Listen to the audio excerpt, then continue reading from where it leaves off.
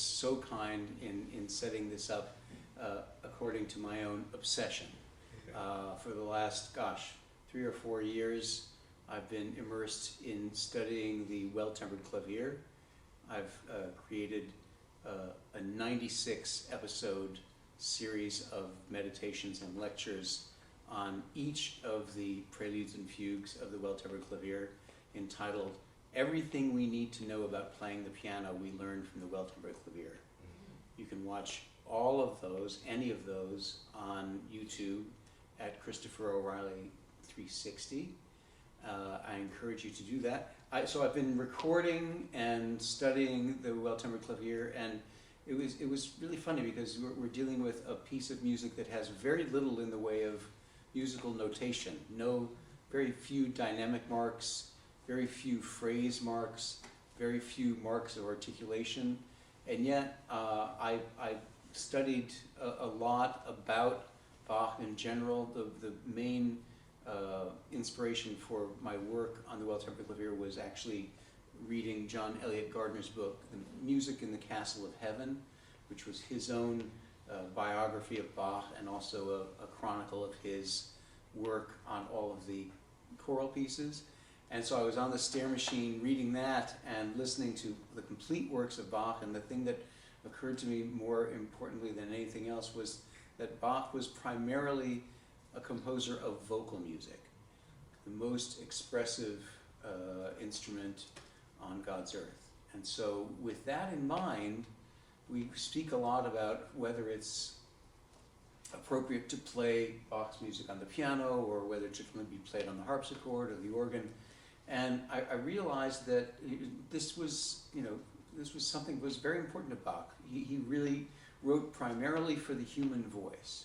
And if we keep that in mind, then there should be as many articulations available as there are consonants in any sung language. And so it's not just enough to say, well, let's play this legato and play this short. I started to feel like we should really avail ourselves of a lot of the variety available on our keyboard instrument. I don't believe that Bach left his heart at the door when he wrote for keyboard.